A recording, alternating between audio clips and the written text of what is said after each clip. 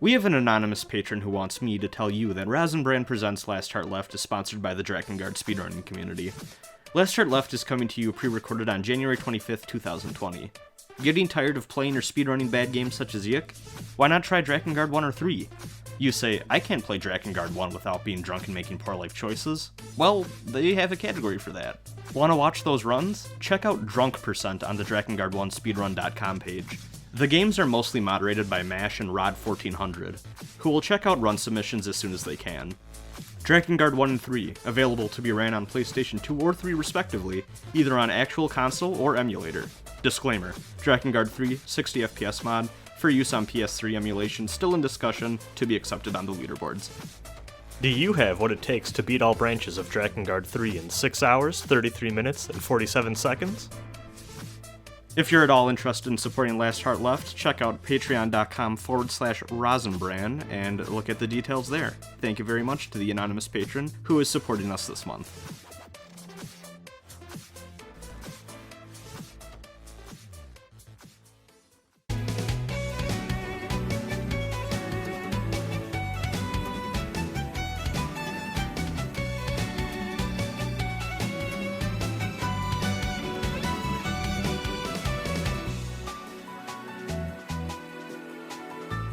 Hello everyone, welcome to the latest episode of Last Heart Left. My name is Rosin, and I'm here today with Fang. Hi, yeah, that's me. Third time? Third time? I don't keep track. This is your podcast, not mine. I'm just here. I was about to say, I think you've been on the most...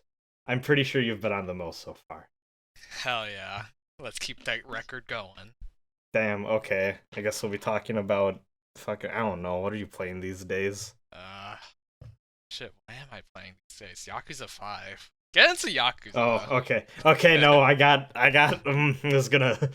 That'll take a while. That will take It's a like while. that drill tweet where they're like, this is where they try to trick you. Yeah. I mean, oh, God. you could also play Dragon's Dogma on the Switch. That's also fine. Oh, you know, do you know my history with Dragon's Dogma, Fang? Not at all. Okay, so, back in the day, I bought Dragon's Dogma when it came out on PlayStation 3, day one. Mm-hmm. That copy did not leave its shrink wrap for like 3 years.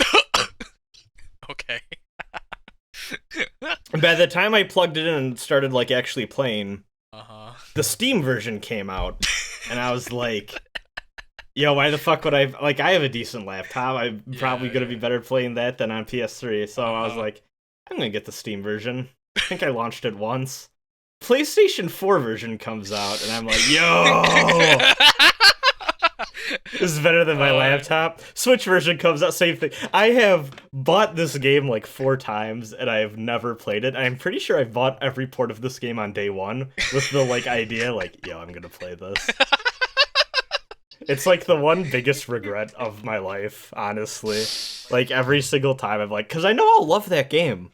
Like, without a doubt. And I've never gotten further in than an hour. Ever. Well, what? That's like 4 times you gave Itsuno like $60. Yeah, I know. So that's where your money's going towards Devil May Cry 5 and 6. Yeah. Yeah. See, I like to think I single-handedly funded Devil May Cry 5, honestly. Yeah. See, I should really play it's a fun time. I'll wait for the PS5 port, but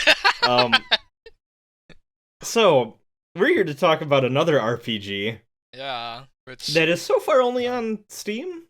But yeah, it's gonna. I believe it's coming. Yeah, it's gonna come to. I think it's PS4 and Xbox One. I say. Yeah, I don't think there's a Switch version, but no. Which is kind of a shame because I think this would be pretty cool on Switch, but yeah, at the same time, like I feel like the Switch screen might pose. Oh yeah, the text size would be an issue for sure. Yeah, so that would probably need more work. And also, I feel like these CRPGs, it always seems like it's a lot more hassle than people think, getting them to actually run on the Switch and act nice with everything. So yeah, but yeah, no, we're talking about Disco Elysium today. For the uninitiated. Yeah, kind of came out of... This was being made for 5 years, kind of came out of nowhere, I guess. Mm-hmm. And is actually... Hold on, I'm going to look this up, because I learned this today, and I was like, this makes sense. But, I never heard anyone talk about this beforehand. Yeah. Yeah, This... I think the first time I heard about it was like Waypoint posted like articles about it. Yeah, same. Yeah. And I never knew this, but apparently this was...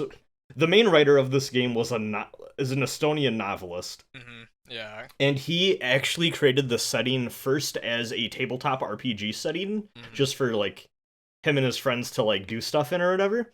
And then eventually he wrote a novel in 2013 that is so far only, like, available in Estonia, called fucking, Sacred and Terrible Air, I guess. Mm-hmm.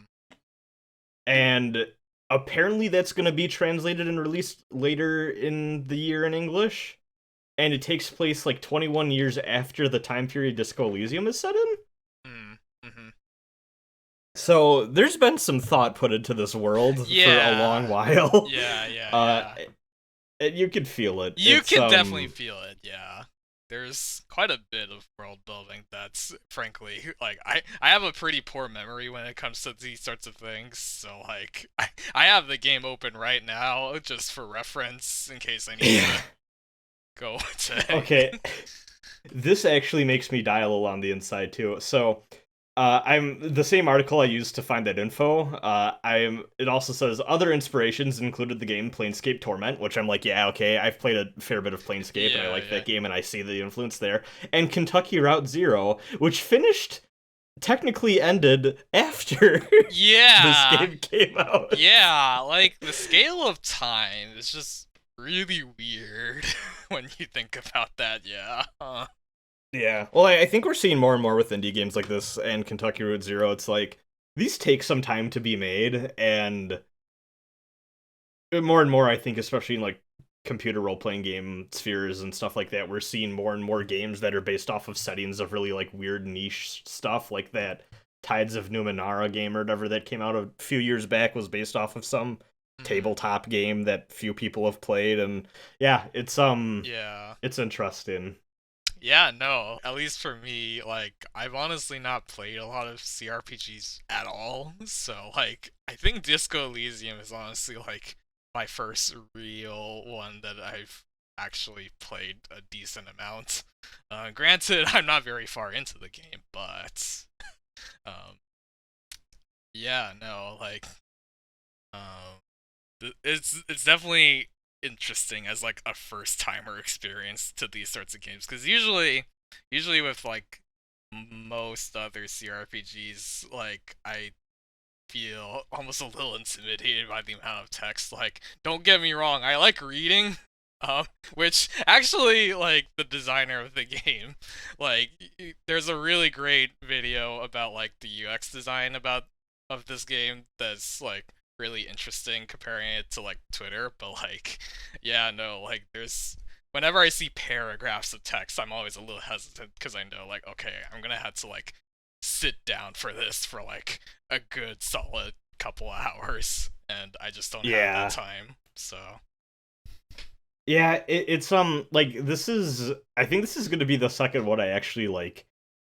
Well, actually, no, that's not true, because I always forget Fallout 1 and 2 exist, and I got, like, pretty into those when I was younger, and it's just like, oh, these are going around the internet as, like, shareware or whatever. Or abandonware, more appropriately. And I downloaded and beat both of those when I was younger. I don't know how the fuck I had the patience for that. But I did it. And then Baldur's Gate, I dived into. I've been meaning to give that more of a proper go. But when Pillars of Eternity 1 came out, I really fell in love with that, and that was kind of like the first, like, proper game in the genre I beat as an adult. Yeah. And I can really feel there's a lot of parallels I can draw with my experience with that and this game. Specifically, both of them start you out as a character who's kind of a stranger in a strange land, and you need to figure out the world around you, and the game just dumps massive loads upon loads of world building and proper nouns and all sorts of fun stuff on you. Yeah. So to set up the game, I guess you basically start out as this guy who you don't even know your name or even what you look like. These are both things you need to find out as you play. Yeah, Um, yeah. and you're a cop who went on a massive alcohol and drug induced like fervor for a few days in a hotel room. And you don't remember who you are or really what you're doing. And you slowly start to piece together what's going on through talking with someone who's been assigned to be your partner and the people living in the place you need to investigate and calling back into the station. And basically, you're trying to solve this mystery of who killed this guy whose body is now hanging behind some like hostel that you're staying at, and also who you are along the way, while also getting involved with the various political and economics goings on of the city you're in. It's an interesting hook for a game that I don't think I've seen anything else even remotely similar to, honestly. Yeah, yeah, absolutely. Like, there's, what's it? People have frequently mentioned that this game is really seeped in politics, and like you can very much tell, like from the very beginning, that yeah, like from um the murder case being involved in like unionizing stuff and like just the entire state of like Revachol, which is the uh setting which the game takes place in. I may be pronouncing that name wrong. I know the loading screen says its Yeah, pronunciation. um it's Revachol, I think. Revachol, yeah. Um Yeah. yeah, no, like there's like it's it's inescapable to play this game without encountering like some sort of like mm, how do I put it? Like the game has a frickin' was it? It has on your officer profile. There's literally points for communism, fascism, ultra liberalism, and moralism. Yeah. Yeah, Like it's it's very very explicit, which is honestly kind of surprising considering how it won like the game awards. like like yeah, and I feel like I feel like we've spent so many years of games, especially with like choice based narratives like this, just like shying away from like really tackling and wrestling with like closer to reality like ideologies and stuff like this, and finally yeah, there's just one that kind of comes out swinging like, no, like we're gonna actually like explore like, okay, like when you have to deal with like racists and fascists and like labor disputes and like all this stuff or whatever in a setting that has many similarities too but is not exactly one to one with Earth, like yeah, what is that like, and like let's actually talk about some stuff here in a way that I think it actually does pretty well with from what I've seen so far. yeah, um uh-huh, it's like it's fascinating to me because also too, this game really rejects the notion in a lot of ways of giving you a blank slate character, which I feel like is mm-hmm. also really starting to fall by the wayside in terms of what is. I think a lot of people who like think hard and like do a lot of like more. I don't. I sound like an asshole if I say more proper game criticism or game critique, but Uh-huh, I think I think we're starting to really move away from people caring about like, oh, I'm a blank slate and then there's all these different factions in the world. Let me yeah, choose an idea to follow and they're all yeah, going to be treated in terms of content and reaction the same way, and it's like, yeah, oh, this is yeah, my yeah, evil character playthrough, and it's like, no, like we've done yeah, that for decades now. Give us something more interesting to like actually see how we can form a person, or give us a mm-hmm. person and see how we can change them and then see the reaction to the world around them from it, because like Yeah, realistically, when you're a person in a point in time and then you have different ideas and your actions are, you know, based in ideology or whatever, the world isn't going to treat all of those equally. It's not like this weird like empty sandbox of game mechanics or whatever. So to have a narrative that actually takes that into account and basically makes you play as this fuck up cop, which the more you learn about his past seems honestly very terrible and just he's yeah, an asshole, is very interesting to me and I like it a lot. yeah, like there's was it I do like how like this game does have a lot of character and just having like again, yeah, this very set and defined player character that you take the perspective of. Cause a lot of like the choices and like interesting stat stuff that comes into play, which we can talk about in a moment. Like a lot of that is contextualized around how the player character's personality manifests. Like, for the example I go to is like again with the communism, fascism, ultra liberalism, and moralism points. At some points, like depending on your choices, you accumulate these points, and you'll eventually get like this prompt that's like, "Hey, so I hear you're leaning towards communism, eh?" And the way that it's worded makes communism sound like really asshole-ish. Like, yeah, I'm the last communist on Earth. I'm gonna spread the word and be really loud and annoying about this.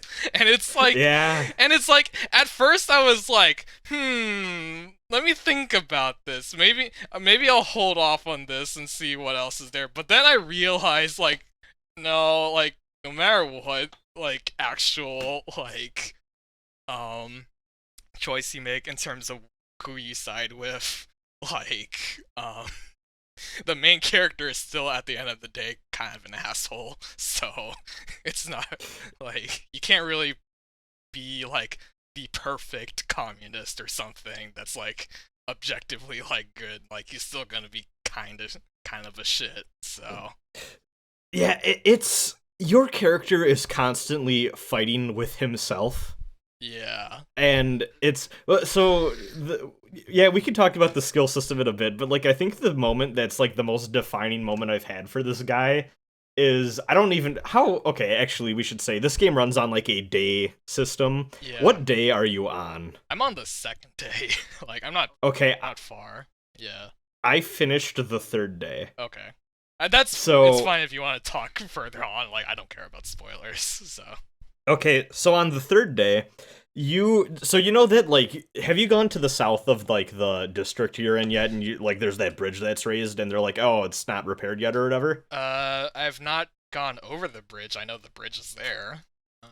So you on the third day, it's locked until Wednesday. Yeah, yeah. And then Wednesday morning you can finally cross it and then go to this very like poor part of town that's all like shanties and like Yeah. people living off of like what they can fish up from the bay and stuff like that and scavenging for what gets washed up. Yeah. It's really sad. And there's just this little girl hanging out outside of this tent full of like these people who are just like these nightclub rave people who I'll talk about a lot later. There's a very in-depth side plot that ended up spending most of my third day on. Yeah, yeah. And it's just like I mean it's cold. It's like winter. It's March, which actually hey, like we're literally recording this March 1st. The game starts on March 1st. That's funny. Just like the Saga podcast, very timeful. Oh shit, you're right. Yeah, this is honestly the most timely podcast in every month.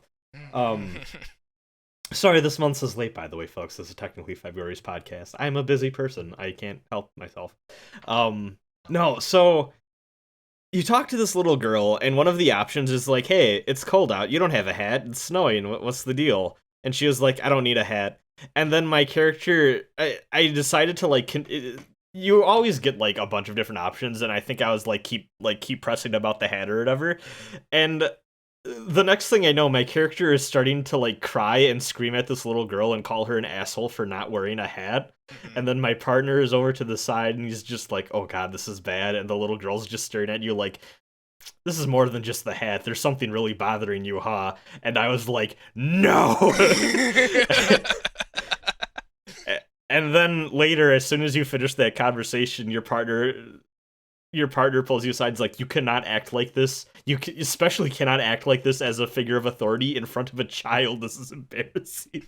Yeah. It's very funny. And then later on in the day, I managed to give that little girl my hat, and she didn't care, but it made my character feel better, and that's what's important, and gave me the experience point. Damn. So, let's talk about the skill system a bit. As a quick overview, you start the game and you have to make a character build. Yeah. There's 4 different There's 3 I guess there's presets and 1 choice that's like, oh, make your own. Yeah. Did you go for a preset or did you make your own? I've just been using presets for now since that's how I roll. But I chose the intellect preset for that's like so there's 4 stats in the game. There's intellect, psych, physique, and motorics. So obviously the intellect one has the most points in intellect, which is basically for skills that involve lore, I guess. It's the lore stats, I call it. Yeah, it's I went for a custom build which was heavy in intelligence. It was basically like intelligence first, psyche second, motorics third, and physique was pretty like I only have like 2 points in physique. Yeah. And especially we should say too, this game does not have a traditional combat system. It is almost all like dialogue trees and skill checks. Yeah, this game is like I will say that the thing that makes this game very unique is the fact that it's solely like dialogue driven. This is like a truly narrative RPG, like in a way that like a lot of games don't really get into as often. Like, yeah, and there is fighting can occur. It's just that it's always in the form of like a choose your own adventure dialogue prompt option. Yeah, like it's very tabletop in that regard. Yeah.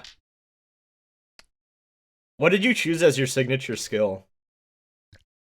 Signature skill. I didn't even know that could be a thing.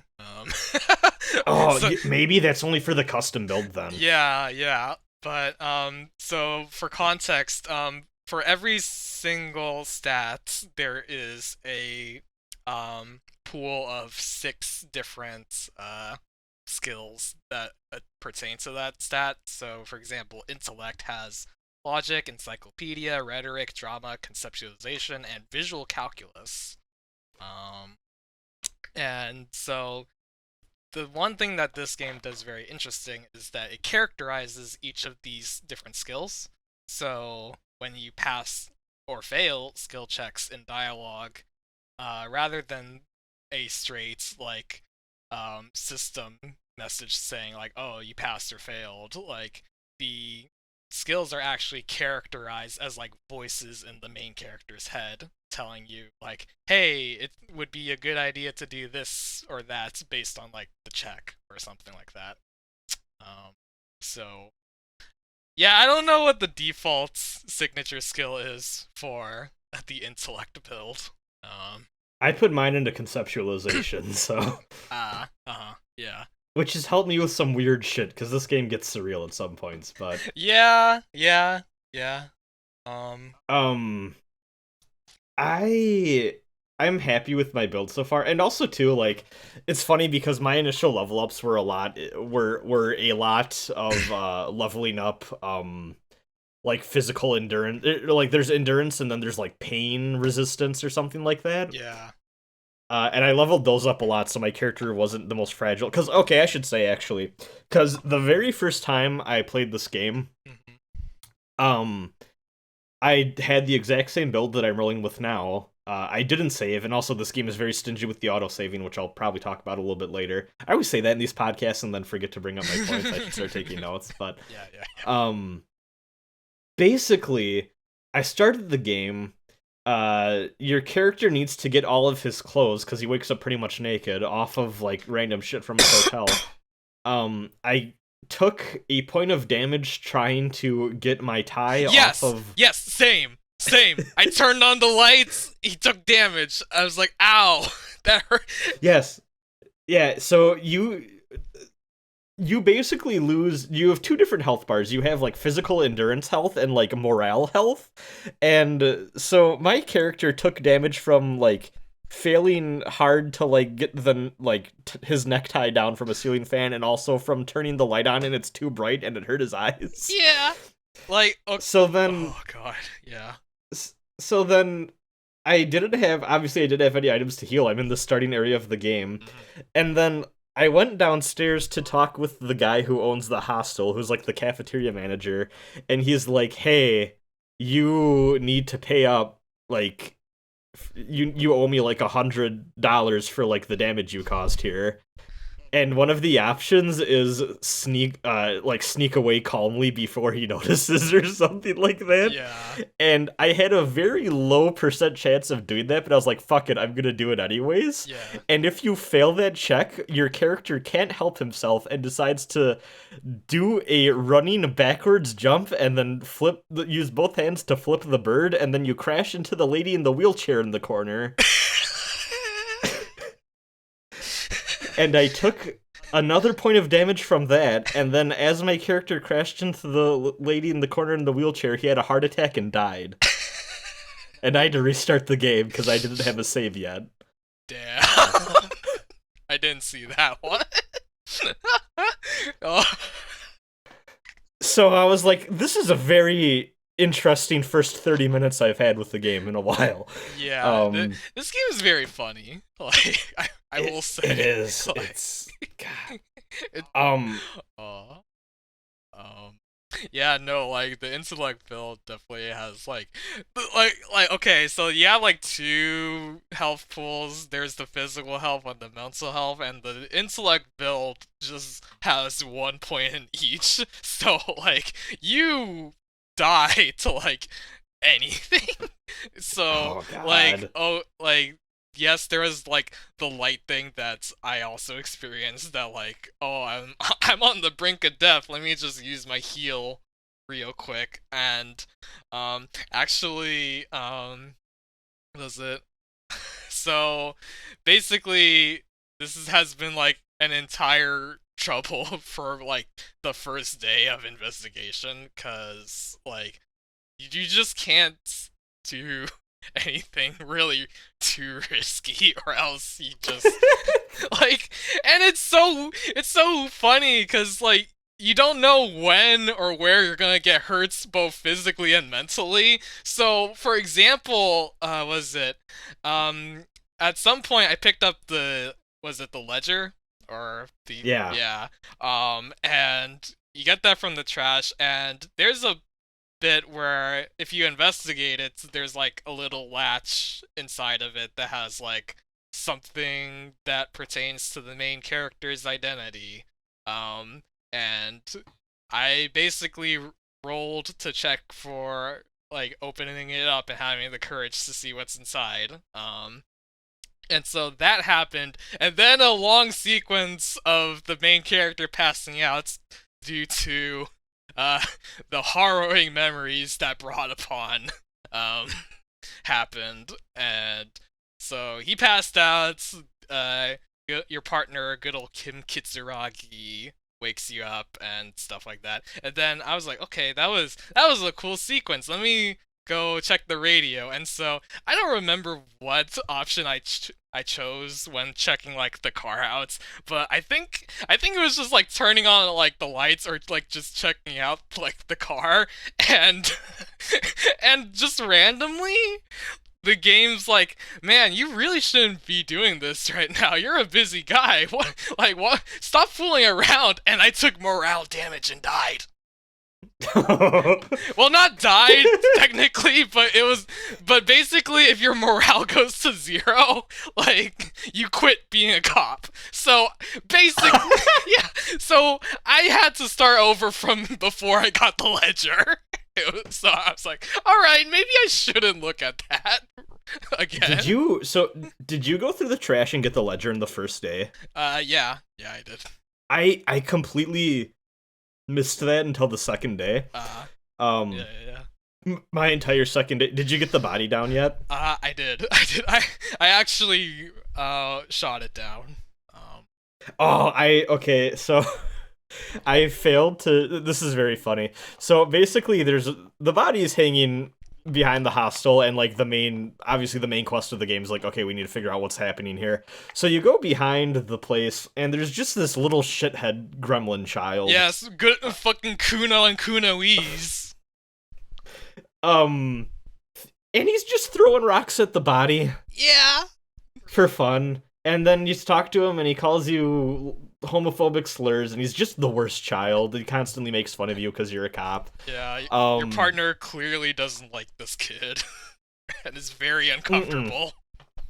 No. And he's constantly being egged on by this girl named Kunoise, which is just his name with E's at the end.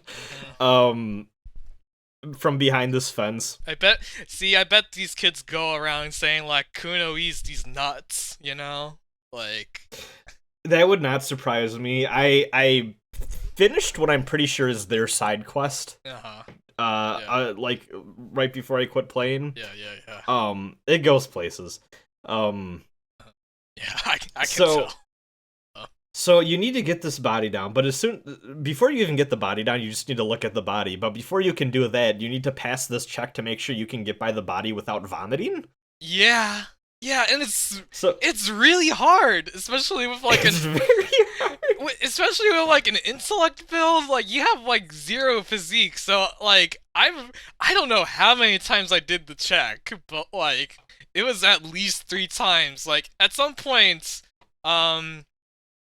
doing that check gives you the first item in the thought cabinet, which is another system where basically you have a bunch of quote-unquote ideas that get stored into a list that you have, and you can choose which ideas you want to put inside your head and let that just sink in for like a set amount of time, and then after that like time period has gone up, then you get some sort of either stat bonus or penalty. Sometimes there's penalties, yeah.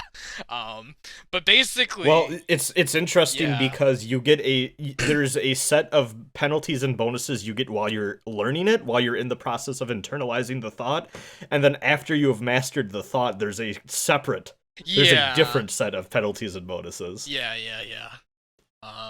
It's an interesting system, but yeah, like, so after you fail like the throwing up check a couple times, Kim is just like, okay, dude, you need to like get your shit together, and you get lo and behold, the volumetric shit compressor thoughts, which gives you a little bit more endurance to that specific check. And even then, I still had to roll like 2 more times with the shit compressor. Oh like, it was really bad. Like, I think at some point, like, I just saved and like reload until I got it. I was like, okay, come on. Like, really? I only did that once. But we had such completely different experiences with the thought cabinet system, because I threw up once and I was like, okay, I clearly cannot do that yet. I built a wimpy character, whatever. So I was like, I'm not going to do that for now. Yeah. My introduction to the thought cabinet was hilarious. Have you met Measurehead yet? The racist one, right? Well, okay, wait, there's a lot of racist ones. The supremacist one. So I talked to this, so I'm like, there's this massive strike going on. I need to go and talk to the union leader, but I need to get through, like, the strike wall first. So you talk to this guy who's basically keeping watch on the door, and his name is Measurehead, and he's this giant black man. And his entire thing is that he believes in all of, like, the racist, like basically, like, early, like, 1900s, like, it's basically a pastiche of, like, the early 1900s, like, you know, like, examining, like, skulls of different races to see how their brains work, and, like, all that racist bullshit to, like, justify white supremacy and all that stuff from, you know, crappy science and all that. But basically that exists in this world too, and this guy believes it. But his takeaway was that actually this science is right, but it proves that black people are the dominant race. Yeah. So he has his own advanced race theory, and eventually, so I was talking to this guy to let me through, because I was like, I'm not getting anywhere with the body for now. I need to investigate other leads. Yeah. And he was like, okay, you need to internalize my advanced race theory, and I'll let you through. And then the tutorial opens up for the idea system. Yeah. And I was like, what the fuck is going on here? Let me internalize racism. So, Yeah. so I went through and I I internalized it and I came back or whatever, and and he called me a basic racist and he was like, okay, I will let you through one time, but you can just constantly go back and forth through. It doesn't matter. Yeah. And it's weird because when you internalize at least that one, and I'm not sure if it's all these ideas, but I don't know if when you internalize that one, I don't even know if it's that you agree with it. I think it's just that you understand the weird fucked up worldview that he has, at least. Yeah. Yeah. Because you can go back to him after you've internalized it and be like, this is what the fuck are you doing? Yeah. And I didn't choose that option because I wanted to get past, but like, I think my option was like, man, you're using the fake science of the people you don't like to try to like prove a point. Don't you see how like weird that is? And he was like, you're a basic racist, I'll let you through, or something like that. Yeah. Also, he calls white people ham sandwiches, which is extremely funny. Yeah. Yeah. That is very good, I will say. Also, so basically, I just went through the first day, and I like I said, I was like, oh god, my character is a wimp, I need to beef him up. So by the time I got to the second day and I needed to do the vomit check again, I had like a 52% chance of doing it, and I got it, luckily. Yeah. Yeah. I missed the gun check, though. Do you want to know what happens when you miss the gun check? You shoot the body. So you do, but that doesn't end up mattering? Really? Huh. What ends up happening is you're like, well, who's good at moving stuff around? The dock workers union. So you go back to Everett, or I think that's his name, right? Yeah. Everett. So you go back to him, and he's like, all right, I'll have Measurehead go help you out, and then Measurehead gets the body down for you. Oh. Yeah. Oh god. But then to do that, he's like, no, but someone needs to watch the door. So you and Kim agreed to watch the door while he gets the body down. And there's so many problems with this because it's like, he probably, like, I mean, the Dock Workers Guild is obviously who killed the dude. Yeah. So it's like, we don't know if he's tampering with the body, what he's doing over there, like what the hell's going on. And then also because you're keeping watch at the, like, wall, all of the strike people are like, oh, look, the cops are taking sides. And it's like, oh, fuck. Yeah. So... Yeah. So like that starts to piss off certain people and all that, and it's interesting. Yeah. Tangential to this, did you explore behind the curtain of the bookstore at all? There's a current behind the bookstore. The curtain. the curtain, rather. No, I've not. So, but you've been in the bookstore, I've right? been at the bookstore, yeah. I'm talking to the mom that's probably not treating her kid right. Did she tell you about the curse? No, she did not. Did the daughter tell you about the curse? I didn't even know there was a curse in this game! I didn't either, but the daughter's like, hey, this building's cursed. And then you talk to the mom, and she's like, definitely cursed. And there's a shutter in... Okay, well, there's a lot. Before we talk about the shutter, there's a curtain to the like, right... Like, if you keep going right in that map, there's a curtain. And your mom's like, don't touch that. And you're like, I'm a cop, I can do what I want. She's like, don't fucking touch that curtain. You're like, I'm gonna pull up this curtain. Kim's like, don't do it, bro. And you could pull up the curtain, and there's a door there, and the mom starts getting, like, upset with you. Like, no, it's sealed. You can't do this. And you can break down this door, which I somehow managed to do despite having a very low chance of doing it, because my character was still a wimp at this point. Yeah. And there's just this old, like, run-down, like, abandoned part of the building. And basically the whole thing is that both, like, the whole family that's moved in there's like, this building's cursed. Every building that's ever tried, or every business that's ever tried being run through this building always fails. So there's remnants of, like, a gym in there, including, like, there's just, like, a giant, like, set of weights and, like, a fucking, like, exercise balls and, like, all this other shit and all that. And then behind that is a game development studio that shuttered. And then also there's, like, a shuttered chimney, which the mom is pretty sure there's a witch living in there, and I still can't open the shutter yet, so I need to investigate that further at some point. But there's this whole thing where there's so instead of like regular computers in this world, all of the computers, instead of like being run through like electrical currents and like typical shit and all that, it's like all like radio wave based. Mm. So these people were making this massive radio wave based like video game thing that was supposed to be broadcast out through a bunch of different radio signals, and the whole thing failed terribly. And you can investigate the boards, and like Kim's like, "Ha, very funny. It seems like the less money they got, the more features they added. Very interesting approach," and stuff like that. Damn. And there's like concept art and stuff on the wall of like goblins and shit. Like it looks like like they tried making this world's equivalent of World of Warcraft, and they just completely like like and like they're talking. There's a whole side quest and like a character involved with this that like there's a massive like data loss type thing, and so then you keep going further down. And there's like the remnants of like an ice cream shop, and there's a giant bear refrigerator. Like it's a giant bear statue, but the tummy is a fridge. And you just kind of look at it and you're like, huh, it's a giant like fridge, and like, you know, it's the shape of a bear or whatever. So I have a question. When you went to the body or whatever, was Kim just like, oh, I'll bag this and take it away?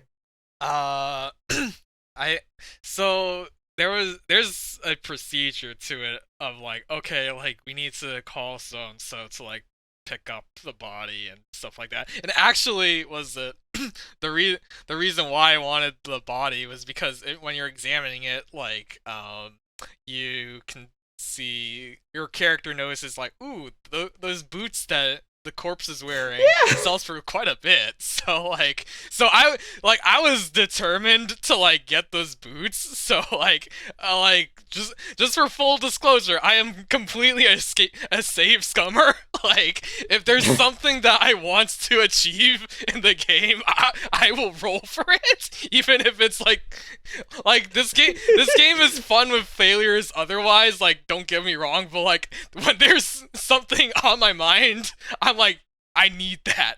I want that. Yeah, I got to that point. I did not get the boots. I felt bad about it. Yeah, no, like, so basically, was it? You can tell Kim, like, hey, like, can we just leave the body out for a bit? Like, I still have things to investigate about it. And he's like, alright, so if you say so. And basically, you can get the boots while he's in his room after y'all turn in for the night. So my conversation when Kim was like, hey, we need to like go bag this body, but in the meantime we need to like preserve it. And then your main character's like, bear fridge. And Kim's like, yeah, that'll work. So you put the body in the bear fridge. And you preserve it, and then they pick it up later. But because of that, I could not go back later and get the boots. I was very upset by that. That's interesting, actually. Yeah, because there was, I don't think there was any talk about preservation, like, when I was doing it, so it was just, hey, we'll just pick it up the next day. So then later, you can come across one of the people who was part of the failed game dev studio thing. And just out of nowhere with no prompt whatsoever, one of the dialogue options is, hey, you know that bear fridge? I put a body in there, and she gets very mad at you for putting a body in the bear fridge. But then I was like, don't worry, the investigation called for it, and she was like, okay. It's... Oh god. This game is so wacky, and it's great too because Kim is kind of like the straight man character. Oh yeah, Kim is a fantastic character. Like, just for like how well he foils with like the main character's bullshit. Like he takes it like a champ. Like, oh my god, like I know people have already sung a lot of praises about Kim Kitsuragi, but it really has to be emphasized that he is great. Like, yeah, He's a no nonsense guy, just wants to do the best police work he can, and like you start to see little glimpses of his hobbies and personality. Like Yeah, I can't remember what exactly happened, but like you can have a conversation and like you learn like, oh, he's really into cars and stuff like that. yeah. Like he loves his cars. Like fucking was it like after you shoot down the body, like Kim gets impressed and like y'all do like the aces low sort of handshake and like it's a great moment.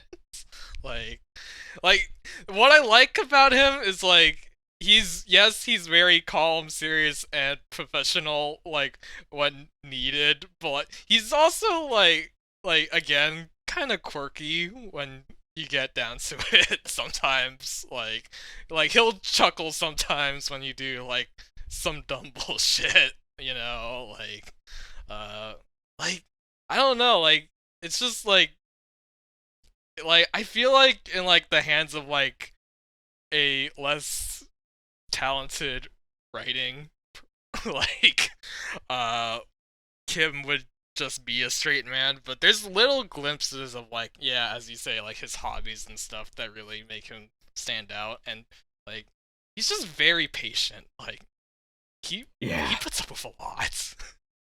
And the game has this dynamic that's built in, and the loading screen even tells you about this, where at night, if you want to do something ridiculous that Kim would be like, no, let's not do this, you can wait for Kim to go to bed and then go out and do it anyways. Yeah, Like stealing the boots like from the stealing the body that you're boots. investigating.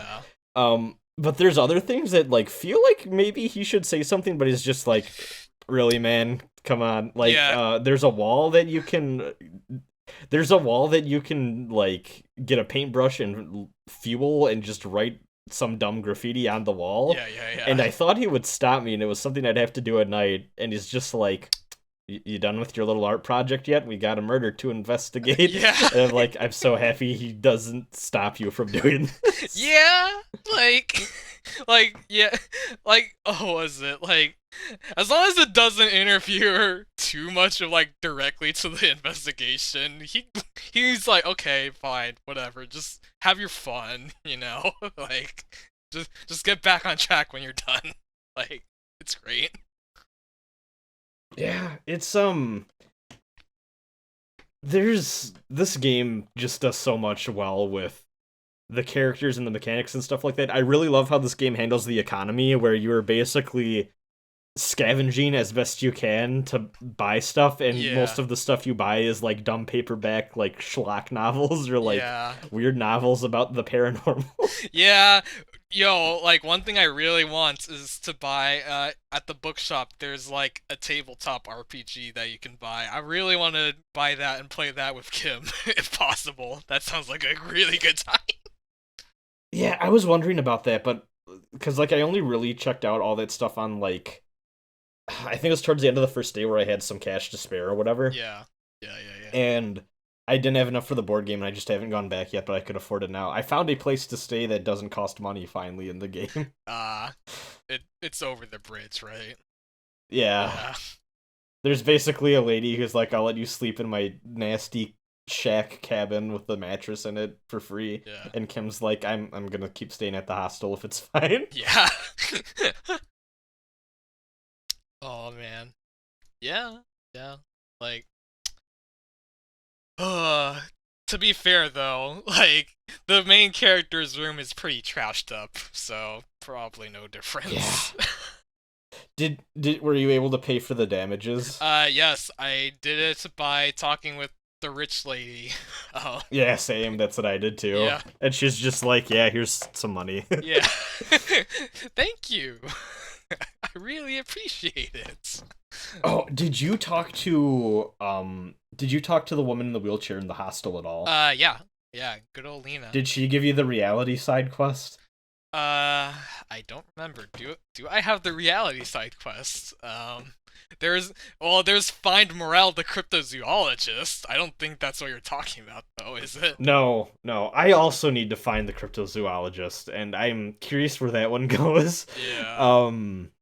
There's a point you can have a there's a place where you can look and find I can't remember what exactly the dialogue option is, but basically she's like, you need to get a grip on reality, man. And it's like, go ask someone smart, like, what Oh about reality. yeah! Oh yeah! No, no, I got that. I totally got that. Yeah. No. Uh, Okay, did you talk to Joyce about that? uh, Or someone else? yeah, yeah. I talked to Joyce. Okay, I don't know if there's any other options, honestly, but I thought that was very interesting, but because you get it through, you get a more clear picture of the setting than what you've been getting so far, and like you can really get early game just through crumbs and stuff like that. Yeah, yeah, But it's through this like neoliberal, like high up business person lens that like you don't know how much of it you can trust, and like yeah, it's very clear that in many ways her heart is in like a pretty good place, and like she's like helping you out because she doesn't want violence to spread, but also like yeah, it's like a very faux progressive, like, listen, like, I'm getting money and like all this other stuff is just very like, oh, you're so close to getting it, but you're not radical enough, and yeah, you're causing a lot of hurt by going about things the way you are, and like it's clear her hands are dirty with some shit. So yeah, yeah. No, for sure. Like this game in general, like the in terms of like where the game stands on things, one thing that's very clear is like this game is not for like uh centrism or like not taking any sides. Like it's very clear like if you do take some sort of stance like that, I is it the moralist stance? I don't know.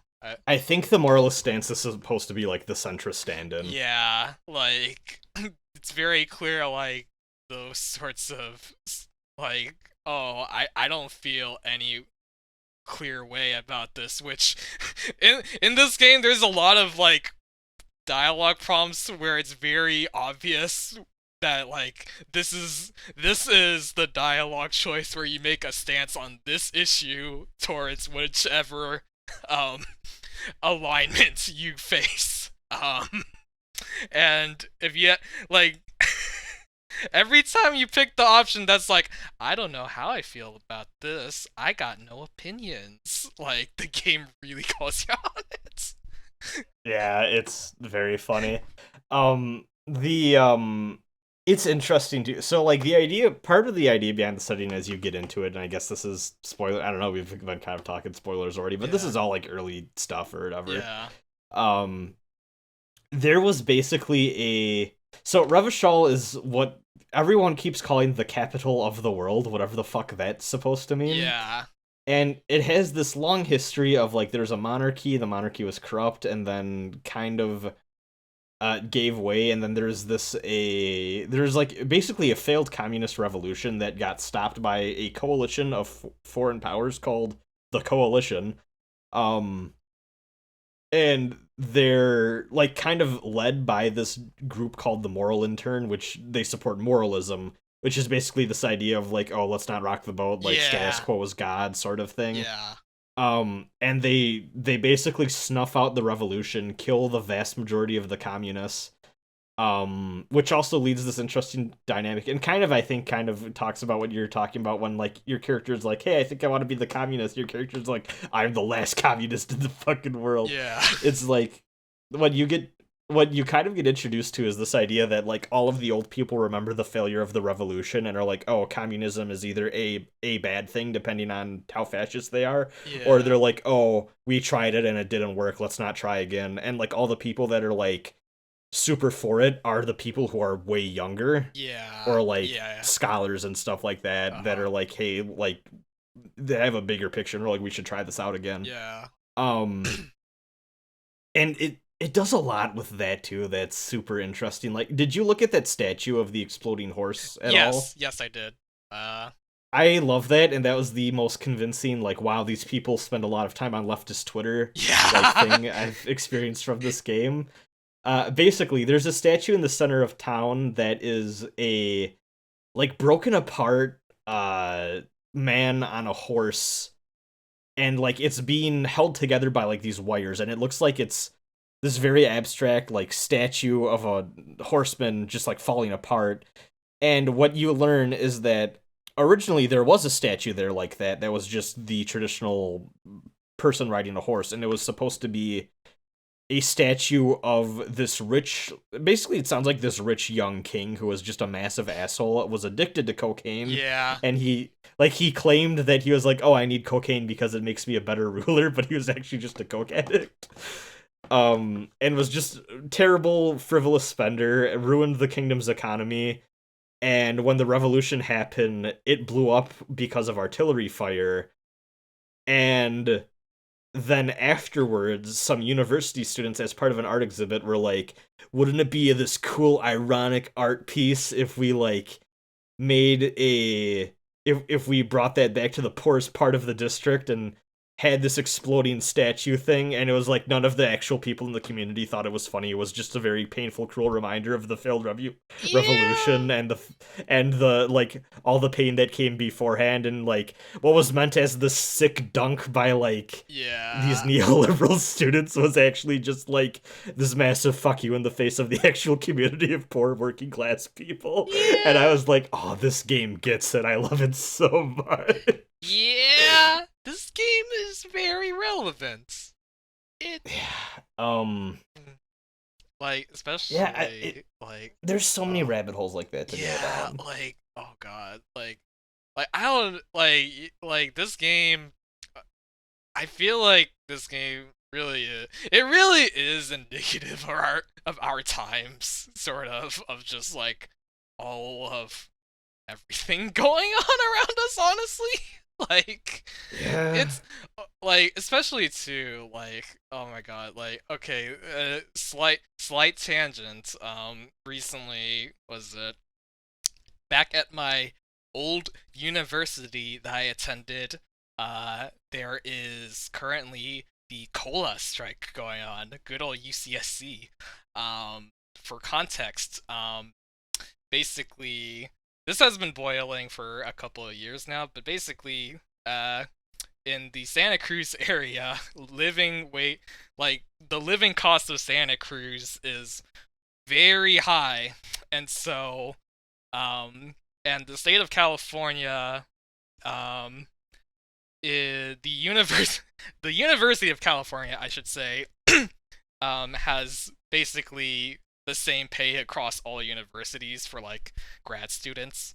And so basically the cola strike, which you've probably seen from either I think the biggest profile supporter is Bernie Sanders, of course.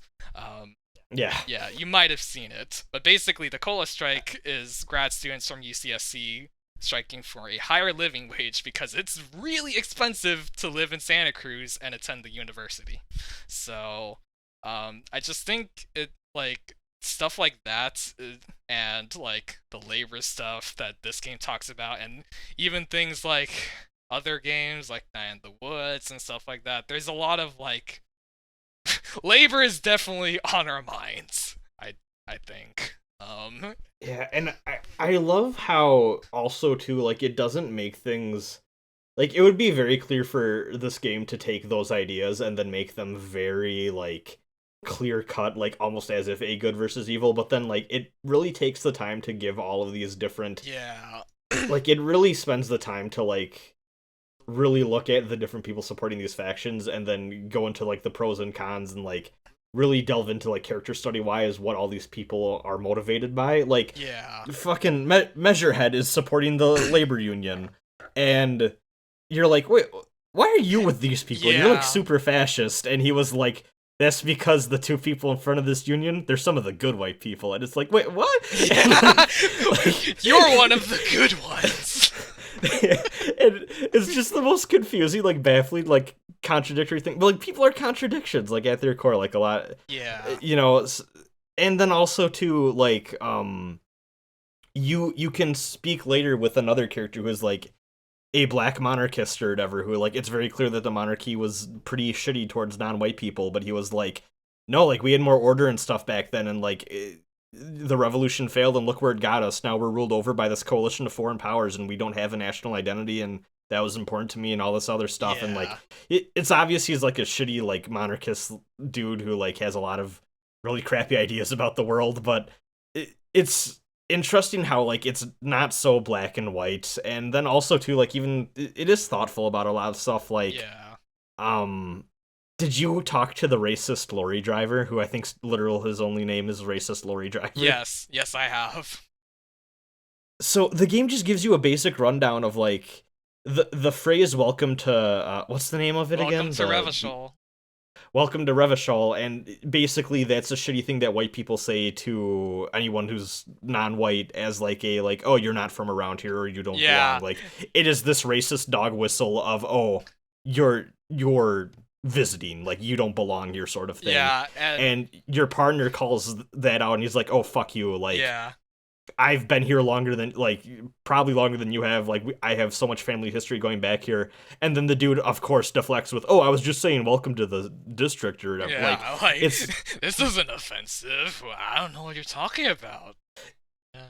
yeah, it's so good with that stuff. And then also too, like just the tension at the start of the game is like you're a cop investigating a lynching of a mercenary dude who seems like a real piece of shit. Yeah. By a labor union, and it's like, I mean, the labor union like deserves like, you know, more support, and like these people are striking for a reason and all that. Yeah. And like this tension of like, I mean, they killed this guy who was being an asshole, and the more did you I don't know exactly how I learned this info, but if you look around enough, it really sounds like that killing may have happened because that dude sexually assaulted a woman. I don't think I've So gotten it's to that like, point. Yeah. this is there's a very interesting picture being painted here, and I'm curious to see how the game squares all this or what options it gives you to keep going down. But oh, also, did you find the real cause of death for the body by chance? Yes, I did. Okay. It was the bullet in the mouth or something. Yeah. Yeah. I felt so good. Like it's very rare for games to really give you that investigative feeling of, oh, you figured out what really happened. Yeah. And this game is so good with that. Yeah, like especially when it's like when Kim is like, "Hey, you did a pretty good job." That's like it's hard to come by considering Kim's usually pretty indifferent to you. So it's like when you actually do, it's like hell yeah. Yeah. And I think this does the thing that I really love. Fucking take a shot, but this does the thing that I really love when Gundam is at its best. It does well, where it's like the idea that actual genuine movements for social progress can be co-opted by people who are definitely not progressives to be used to like exploit people's like desperation as like a shitty thing, like the Everett brothers who. Is very interesting. I don't know if this is ever going to pay off, but apparently there's these twin brothers. You meet one of them. Yeah. And the only difference between them is one has a lazy eye, but apparently they just constantly swap each other's places when talking to people. It's very weird, but yeah. He's the leader of the union strike. And like it's clear that he believes in it partially, but also it's not going to stop him from taking advantage of the power he has over people and the fact that he has connections to the mob. He has like he's basically has this surveillance network all throughout the city and like uses that to like really get into people's private, like break through like and intrude on people's privacy in a way that's not great. Like he constantly is like giving you money and paying you off so that you do shit that's not, basically so you can be his henchman to like do shit that he couldn't get away with. And there's even this point where this is more of a third day thing, but when you can finally cross the bridge, he's like, "Oh, I want to build this community center that's going to cause a bunch of construction." Basically, he wants to gentrify part of like where all like the fishing huts and shit. Yeah. And luckily, if you're smart about it, there is a way to basically he basically is like, "Oh, I need you to go persuade these people, quote unquote, to get their signatures." And luckily, there is a way to kind of like void the document and then send it out without him knowing that until it'll be too late. Yeah. So like, luckily, I was able to do that. But it's like, oh, you don't actually care about people or making their lives better. You're very picky and choosy about what you want. And like his thing is like you can kind of push back on him. Like, this community center is just basically gonna make everyone who's living there already like in poverty just like have nowhere to go. And he's like, yeah, but I mean, it'll be nice for the other people though, right? And it's like, no, like, my Yeah. guy. And I'm sure if you go more into like the other like factions, like I'm sure the more you, Yeah. if you want to go the route of being someone who's way more involved with like your police department and stuff like that, like I'm sure there's a lot of like interesting stuff where they're like it seems like there's people that genuinely want the best for you and also the community, but there's also other people that, like, I think Kim even references like some of the cops are like, oh, how many kills did you get today type shit, and Yeah. Yeah. really delving into Cups. that, and I just love all that messiness. Yeah. Yeah. It's all very nuanced. Yeah. And Yeah, it's again it's very very complex. Lots of things going on at once. yeah, and I mean, it would have been so easy for them to be like, oh, like the dock union is clearly like in the right here, and it's like, I mean, I agree with the workers. It's just like it's being led by a guy who very clearly just wants to Yeah. make money off these people, and I don't like that. Yeah. It's It's yeah, there's lots of conflicting things going on. That's like it's very emotionally engaging. Or uh, and like I don't fully get the idea behind them yet, but there's also like the there's like a more militant part of the dock union that yeah. it seems like they're the ones who probably did the killing. I'm sure that's gonna be I have a feeling that's kind of a red herring or like a starting place Yeah. that like will become way more complex later as investigations for fictional murders and shit tend to do. Yeah. Because it just seems too obvious right now. But like there's kind of this thing where you talk to people about them and they're like, yeah, I mean they support the union and I like them because of that, but like they're kind of like this weird like it almost feels like they want to be their own like homegrown militia that's a little sketchy, and like Yeah. we try not to talk to them, and it's like even within like the union there's like this like factionalization that's going on of like they're like, okay, yeah, like we're cool, we're all working together, but also those people are a little violent and rambunctious in a way that like maybe isn't violence against not necessarily like, you know, state violence or anything like that. It is Mhm. just those people want to have an excuse to go out and murder people, and it's like Yeah. that's not good. Yeah. Yeah. It's not great. Not great. See. I wonder how finding the armor pieces are going to play into the game now that I have the boots. So Yeah. I'm Yeah, I still haven't found any of the armor pieces other than the boot, so yeah. yeah. And also too, like they it's interesting too because there's a counter strike to the strike Hmm. I that thought did you look into that at all? uh, I I did not. Um. So there's this guy in front of the strike where like cuz like there's basically this giant wall that the strike workers Oh have wait, sealed off. the guy in front that's being really loud, right? Yeah, he's Yeah. the guy. He keeps shouting like, "We have a right to work," Yeah. Yeah. and Yeah. like it's all these like scab labor people that are Yeah. like, "No, Yeah.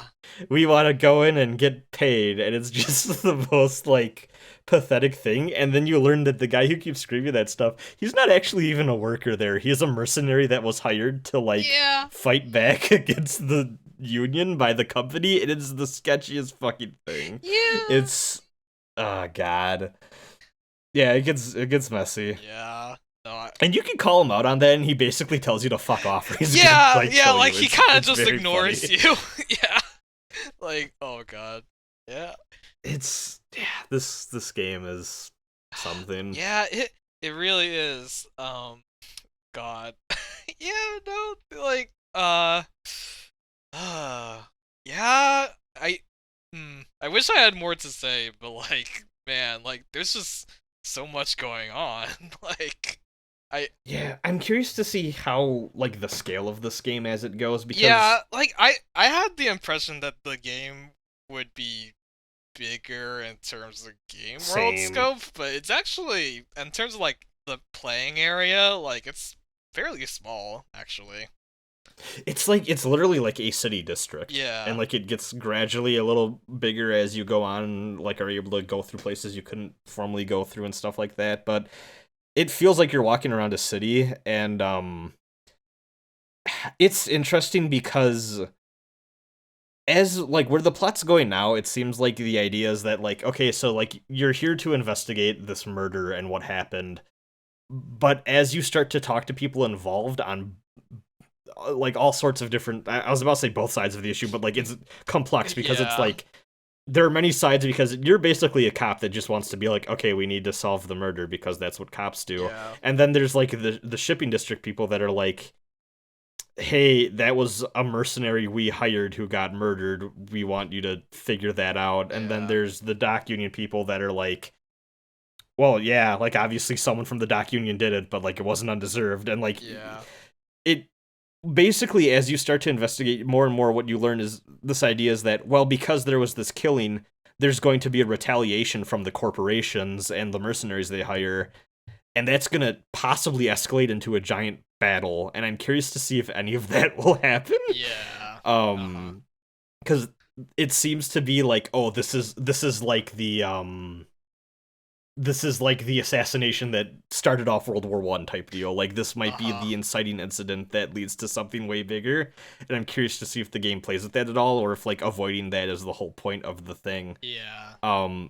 Because like one of the things that, because one of the conversations I had with the one of the strike people was like, I mean, I agree with what you're doing, but also like those people are gonna come with like automatic weapons, and like this whole like everyone's going to die. Yeah. And it's like there are ways to do this that involve like fighting back for sure, but also we need to do it in a way that won't get everyone killed in the long run. And the dude's like, I don't know, I mean, if we die for a purpose, like we kind of solved the problem, right? It's like, no, we didn't solve the problem. Yeah. We're all gonna die. That's not how like, it works. Yeah, it's so interesting. I can't wait to see where all that goes. Yeah. God.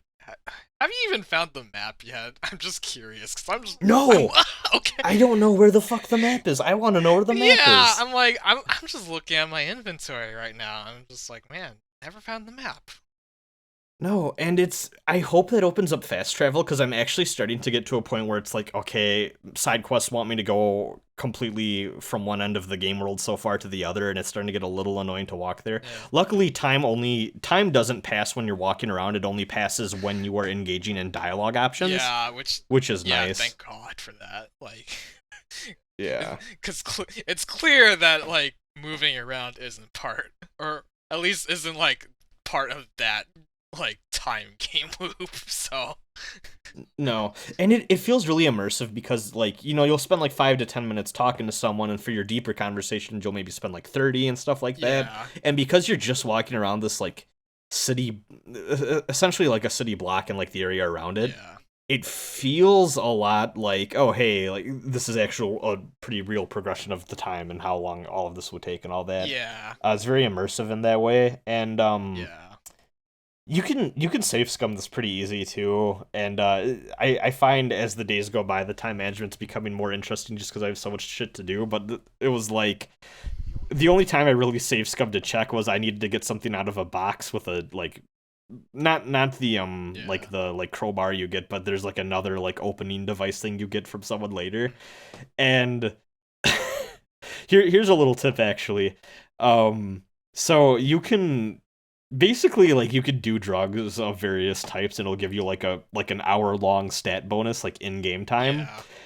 Something else you can do, though, is your different skills, or, like, little skill personalities that you have, like pain resistance, endurance, and all that stuff, are tied to those attributes. Uh-huh. So you can only level them up a certain amount of times based off what that attribute number is. But if you temporarily buff one of those attributes, so like I drank a thing of like I don't know, I drank some vodka or something and it raised my physique by 1 point. Mhm. I was then able for that hour to level up my physical interaction with like tools and stuff past the point I normally would have been allowed to, and then when that buff ended, I still kept that point.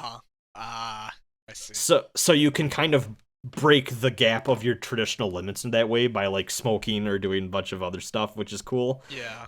So I was able to do that and then use the buff I was basically able to level up something that I wasn't able to, and then also exploit the buff I had so that I could open a very tough container I normally wouldn't be able to, and it felt very good to game the system that way. Yeah. Yeah. That's good. That's good. Yeah. I will say, for a game that doesn't have combat, I appreciate that there's still a lot of like items and equipment that you can just put on. Like, oh yeah, just put on the shirts, gives you little stat boosts, you know, like, and you get to customize your character a little, which is nice. Shoutouts. Okay, so shoutouts to the. Oh god. So at some point, like, during like getting the ledger from like the dumpster, you can also get like a cup. Did you get the cup? I got the cup. That cup is, oh god. That's a bad cup. That's a bad cup, but like, oh god, like it is kind of a funny bit to have your character like going around to like the racist characters going around and like showing them the cup, like, hey, you see this cup? That's you. You know? Yeah. Like, well, also, did you break into the fascist apartment yet? No, I've not. There's a point where basically the union wants you to, basically the guy just asks you like, hey, I want you to fuck with this fascist dude, just like open up his apartment door and like basically just let him know like, hey, we have keys to your place or whatever. Yeah. But I was like me, so I'm like, I'm gonna go see what the fuck the fascist dude has in his apartment. And there's like a row of mugs, and you could be like, hey Kim, that racist mug we found in the trash, do you think that this is the guy who had the mug originally? And Kim's like, no, there's just a lot of racists around here, dude. It's very funny. Yeah. Oh. Yeah. Like, all of this is pretty bad, but pretty good. Yeah, it's and I think the game runs a pretty good line where like it's clear this stuff is in there, but also it doesn't like it does a good job of not trying to expose you to too much, or when it does, it is so clearly a pastiche that like it falls into like this parody realm of like, oh, this game is clearly against this and making fun of like this. I think what helps is like Kim himself, like him as your partner sort of sets like a baseline as to like what the game sort of leans towards. Like, if you do something that Kim disapproves of, then generally you can say, oh, maybe that's not such a good idea. Yeah, well, even like something I noticed and I appreciated is that the game in the text, whenever there's like a fictional slur, because like this is clearly not our world, like this is a not even like an alternate history, like this is a fantasy world. Yeah, like there's clear parallels to like real world cultures and stuff like that, but it's all named differently. Like Kim. Yeah, like no race and ethnicity has like a 1-to-1 parallel. Yeah, like Kim, for example, Kim is from, I think it's called Seoul, which, I mean, not to be confused with the Korean city, or South Korean city, Seoul, but yeah, it's very ambiguous as to like which place, or even if it's like a 1-to-1 correspondence with any one particular place, but it's clear that it's sort of stand-in for like East Asia. And I noticed that when the game would ever use like a slur against like one of the fictional like ethnicities, it would be like fully written out. But then as soon as like the kid throwing rocks at the body or whatever, it will call you like the like actual real like F slur against homophobic, like, you know, the homophobic like slur or whatever, and they censor that out, and I'm like, I like that as a creative choice to be like, anything that's actually like insensitive and like has reflections and ramifications in the real world, they won't expose the player to, but anything that's like, oh, this is clearly like within the setting, stuff like that, they're more like, okay, yeah, like this is like I can't remember, but like the fucking measurehead says something about like, oh yes, this race is only good for farming potatoes and stuff like Yeah. that, and like Yeah, yeah. that's so fucking dumb that like I get why they'd include that in there. Yeah. Yeah. But like anything that's like, or even it describes like, oh, this is like a racist image, it'll be blurred out, like you won't see it, which I'm Yeah. like, I like that as a creative idea. I Yeah. don't think you need to show that to the player for them to Absolutely. get the point. Yeah. It's, yeah. It's good about that stuff. I agree. Yeah. No. Uh, It's good. I don't have too much else more to say other than I like the game a lot so far, and I can't wait to see yeah. where the Yeah. hell No. this story goes. Same. Like, again, there's just so much. I know I keep saying this, but like, it's really like packed and condensed in a way that like is makes for a very engaging reading experience that again like is very um I think it's very accessible, honestly. Like in terms of like how it's presented and like it does a really good job of having so much of this complexity but still being pretty easy to understand. Uh, Yeah, I think it does. The greatest praise I can give it is I think it does the thing I absolutely love about well-written role-playing games, where mhm. you'll go snowballing down some weird like kind of niche journey of some kind. In my case, figuring out what the fuck is going on with these kids in a tent and how they relate to a failed game studio programmer. Yeah. Yeah. That then eventually leads to this weird supernatural adventure that has me questioning the origin of religion in this world. Yeah. It's it encourages you to like spend the time going down those rabbit holes and learn more about the setting and figure shit out as you go, and it's made even more complex by the fact that it is so internalized too, and like you have these 24 different personality aspects that are constantly giving you advice, and sometimes it's bad advice, or Yeah, sometimes yeah, like it's that's what I appreciate. Is sometimes like when you succeed at a shit, you get bad advice. Like, yeah. Well, there was a time where I think like one of the 3 fascist points I gained in this game compared to my like 30 something communist points yeah, I got when I was questioning a suspect, and hmm one of my like more like cop personality attributes was like, you got him right now, like get him to the breaking point, he'll crack like a fucking fractured egg or something like yeah, that. yeah, And I was like, hell yeah, and I exploited that, and I got the information I wanted, but like I can oop, my bottle fell. But I got because I'm a baby. I'm baby.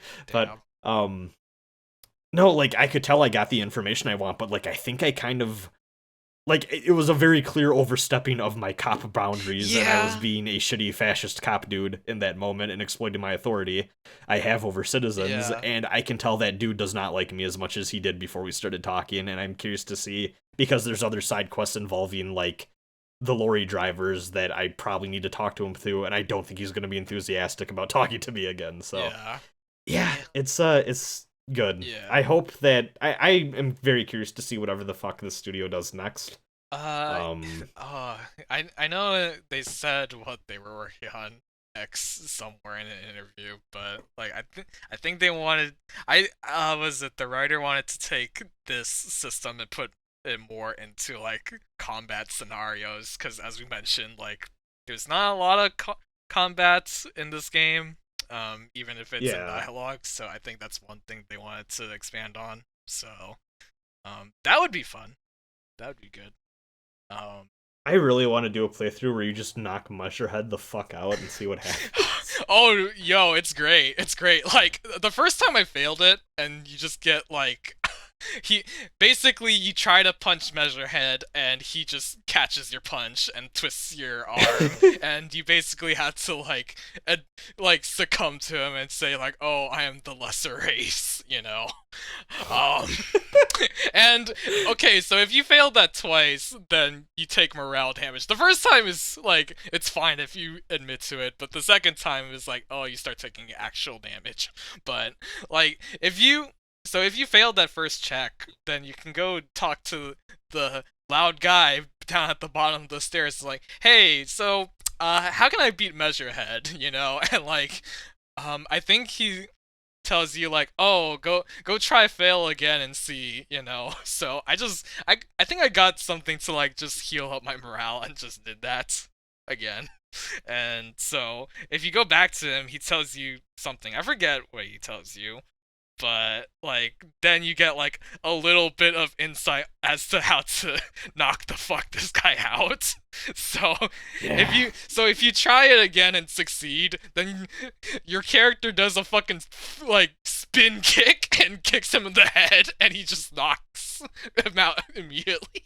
It's really good. That's very good. Yeah. I wonder what happens then if you do that and then fail the body check and you need Measurehead to get it down for you. What the fuck happens? Because he'll probably not be there. Yeah, huh. Like, I think he gets back up still, but it's still like Oh, okay. that's awkward though. Yeah, like, hey, That's very awkward. like, I just kicked your head the other day. But we need your help. You know, water under the bridge. God. I'm also curious to see if this game ends up having other party members, because, like, the window where Kim is looks a lot like there's space for, like, a third person there, maybe? Yeah, I mean, like, do you know about the wheelchair lady and her development history? No. So basically, it was The cryptozoologist's wife, yeah. right? So basically, she during development she was planned to be as another party member, but during development, like as they were building like the world and like maps and stuff, the design ended up as to being like very inaccessible to someone in a Yeah. wheelchair. So they actually lampshade this or reference this during like there's a choice that you can say of like, hey, like you want to come join us in reference to this, and she'll be like, oh, like I don't know, like I'd probably just get in the way, you know, the city's not built well for people like in wheelchairs, you know, the disabled, and it's like, oh, damn, that's a bummer, but you know, Yeah, this place sucks. I don't know if we got that yeah, across, but yeah, it's really not a great place nowadays. you basically have Joyce say, like, oh, it is a very important part of the capitalist logistics of this world, where it's a very important port that all of these different foreign powers want control of, which is why they stifled that communist revolution. They're like, this can't happen. Yeah. And they've basically left it a lawless wasteland, and even the police force you work for, everyone's underpaid, and it's not even really an official police force. It's not like even volunteer. Yeah, it's weird. Yeah, like It's so and you, because like you have authority, but also you kind of don't. Like you have yeah, the backing of the foreign powers that are in charge of the place, but at the same time, there's no like centralized government to like really back you up if you get into a bind, and like your authority can be questioned. yeah. It's good. I'm just so happy because like I especially feel like I know this game has been in development for a while now or whatever, and like the fact that it came out when it did is like kind of a happy coincidence, but also like Yeah. as we have more and more of these cultural discussions or whatever about like the merits of like implementing more socialist policy, like especially in the United States, but I mean even across the world, like the rise in nationalism has become a concerning trend in places, you know, throughout Europe and Yeah. just everywhere. It's a rough time. I'm just so happy that we have this game that's like willing to like more so than I think a lot of writers in the genre want to like press with political stuff. Like we're not only talking about like, you know, socialism as like a valid ideology from like a pro-social, like very clearly a pro-socialism writer, but also just like really delving into like what happens if we try and it fails. And like I think that's like such a nice advanced step that like moves us beyond where we've been kind of where we would be stuck, even because like honestly even before this, like I can't think of any other games that are like, hey, let's talk about socialism as an ideology, you know. It's like I like not only just like the fact that this game goes there, but it's also it takes the next step of like, okay, let's talk about this warts and all, let's talk about like proper ways to implement this in a way that doesn't get people hurt, that doesn't end up getting exploited by capitalist and socialist clothing, that pushes beyond neoliberal lies and is just this, it is this proper interrogation of this as like an idea and just like the merits of it, and it makes me so happy that it exists for that reason alone. Yeah, it is. It is so nuanced and like it's thoughtful about like yes, like these ideologies are just like ideas. The actual people who implement them may vary. They might be good, they might be bad actors, Like I think it Yeah. like especially as we mentioned before, like it's been a really long while since we've had like game writing this like nuanced compared to like some bigger games out there that are narrative driven that are just like swing one way or the other on certain issues. That's like oh like uh yeah, yeah. I think especially too, like after I think especially after games like Night in the Woods, Kentucky Route Zero, which I still haven't really gotten around to and I really have been meaning to, and like this, it's like Yeah. I think it's great because there's this, because I think in like we both obviously come from I hope this doesn't come as a surprise to anyone listening at this point. We both obviously come from very leftist backgrounds on Yeah. like where we spend time on the internet and all that, and where our personal beliefs land. Uh-huh. But like I think there's been this pushback in our circle, especially of like games that kind of take the, for lack of a better term, like woke aesthetic, or like the like Yeah. ooh woo like type like Oh yeah. thing, Absolutely. but is really shallow about it. And I think like games like Night in the Woods, this, and from what I've heard of Kentucky Road Zero, it's like Yeah. we are seeing more of a push from people that are like, no, let's actually talk about these things and the way that they intersect with people's lives, and making sure that we're doing like making sure that we're making the right pushes at the right times and in ways that don't get people hurt. And Yeah. I'm so happy that we're finally at that level of detail, and like we've moved past the like, hey, let's move past the 101 like elementary theory talk, and like actually talk about how this works with people's lives and the pushes that we need, like the material good that we need to be doing to make sure that people are, having their lives improved and stuff like that, in a way that I'm just happy we're finally there. Yeah, I agree. I 100% agree. And hey, you know what? Like, Disco Elysium may have been made by Estonian game developers, but as the good old director of Parasite, Bong Joon-ho says, was we all live under the same country, and that is capitalism. Honestly, yeah. It's I'm very excited going into, like, this is a 2019 game obviously, but like looking back on the 2010s as like a cultural thing, like, like you got the like, I don't know, like, every decade's kind of defined by a lot of its pop culture for like people in critical circles like us, or whatever. Like the 90s are like either associated with like weird edgy shit like Spawn, or like this like goofy sitcom belief that like, oh, America's great, everything's fine, and then 9/11 happened and we're like, oh, whoops. And then like 2000s is like Batman and like the war on terror and this idiotic patriotism and this everything is brown and gritty and terrible type shit. And the 2010s are this weird thing to me that obviously we need to get more distance away before I think we really settle on it, but it's like I associate like 2000 to like, or like 2010 to 2005 with like pop culture, like everyone's crunk, good vibes, rise of social media, internet shit or whatever. And then like 2015 to 2020 is, oh no, we fucked up. Yeah. Definitely a wake up call. And going into just a massive splash in the face water of we did not make as much progress as I think a lot of people thought we did, and we were very complacent and very unaware of the actual harm being done to a lot of people in the world. Yeah.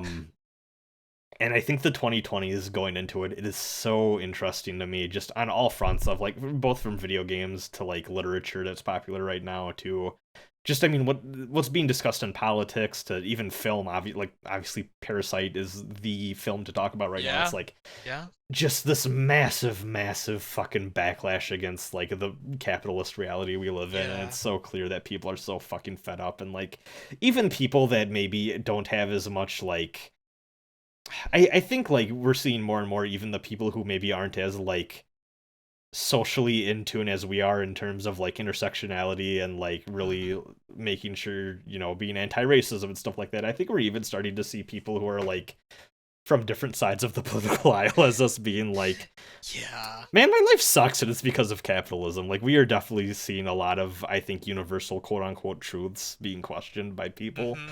And I can't wait to see what this decade has in store for like Yeah. this sort of thing. And hey, maybe it turns out like Disco Elysium. Maybe we try some shit and it like fucks up, but I mean like that's no excuse to stop trying. Like I don't know, just Yeah.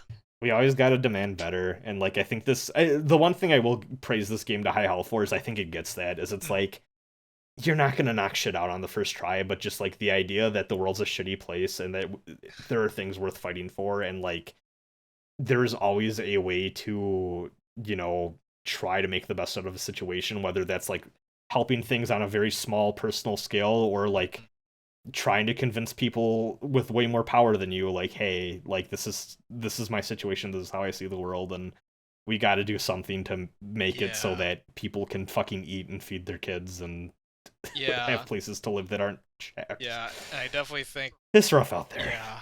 And definitely, like, I think definitely the most important thing to take away is also the fact that, like, hey, yeah, like, again, the main character is kind of shitty, like, not all of the, beliefs or political alignments are necessarily perfect, like... Your character has a lot of very fucked up views about a lot of things. Oh, like... yeah. Absolutely. There is no way to talk to Wheelchair Lady without being like, oh, it was with the wheelchair, and it's like, fuck off. Yeah, like, there's all that, and, like, again, like, your character's perception of communism, a little weird, a little aggressive, but, like, at the end of the day, like, hey, like, it may not be perfect, but we gotta start somewhere. Even if it's a little rough, so... And also, like, even, like, your character, it's very clear, like, it seems very obvious he went through some sort of breakup or divorce. Oh, yeah! And it very, very much is clear that he was definitely the asshole in that situation with a lot of, like... Yep. Oh, this dude really sounds like a sexist, and, like, part of the plot with the amnesia is, like, your character can be, like... This doesn't excuse anything I did, but at least the amnesia is kind of a motivating reason to be like, oh, I could try being a better person now. Yeah. It's interesting. Yeah, definitely. Like, this game is a lot of things.